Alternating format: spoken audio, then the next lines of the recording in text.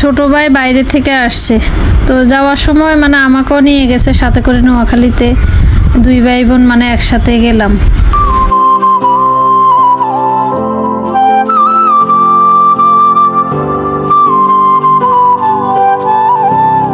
অনুষ্ঠানটা আমার আব্বার জন্য মানে মিলাদ দেওয়া হয়েছে মসজিদে, একটু ছোটোখাটো করে একটা আয়োজন করা হয়েছে, গরিব মানুষ মানে খাওয়াবে।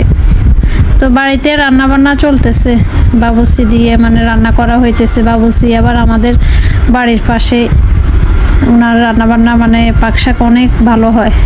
তো আমাদের মানে বিয়ে, কোনো ছোটোখাটো অনুষ্ঠান, বড় অনুষ্ঠান সবসময় মানে ওনাকে বলা হয় আর কি।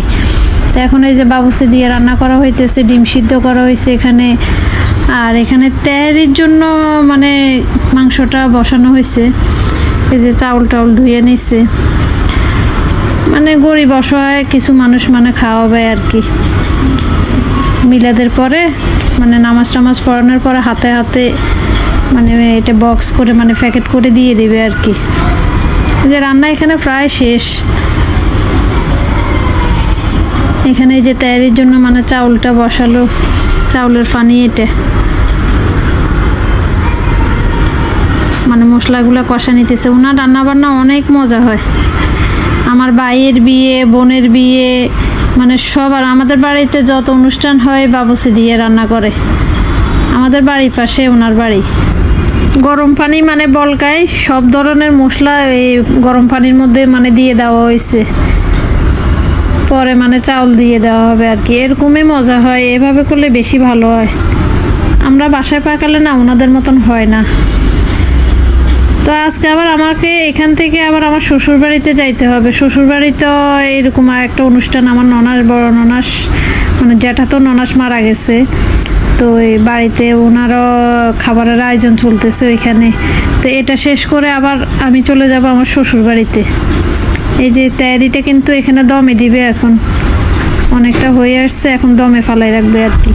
এদিকের মানে কাজটার সাইডে আমি আমার শ্বশুরবাড়িতে যাব। আর শ্বশুরবাড়িতে মানে এখানে আব্বার মানে মিলাদের আয়োজন চলতেছে। আর শ্বশুরবাড়িতে হচ্ছে আমার মানে জ্যাঠা তো ননাস মারা গেছে, তো ওনার জন্য মানে 3 দিনের একটা আয়োজন করা হয়েছে, গরিব মানুষ খাওয়াবে। এই যে রান্নাবান্নার আয়োজন চলতেছে, মানে বড় করে অনুষ্ঠান করা হইতেছে, এখানে গরিব লোক খাওয়াবে। এটা হচ্ছে আমার ঘরের সামনে, এটা হচ্ছে আমার বিল্ডিং, মানে কাজ তো মানে চলতেছে।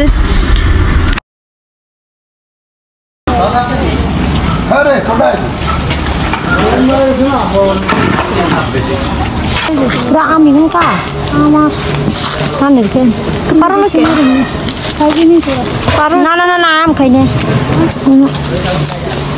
বাবা আম গাছ কি তার কে হাই এগুলো আরো বড় বড় এগুলো আরো বড় হইব দেখতে এগুলো আইবে না হাতে এইগুলো আসলে রাসেলে আছে তো কেন খাইবি এত ইন্দিলাকে বাড়ি যাইছে কেন মানে ইন্দি মানে খাবি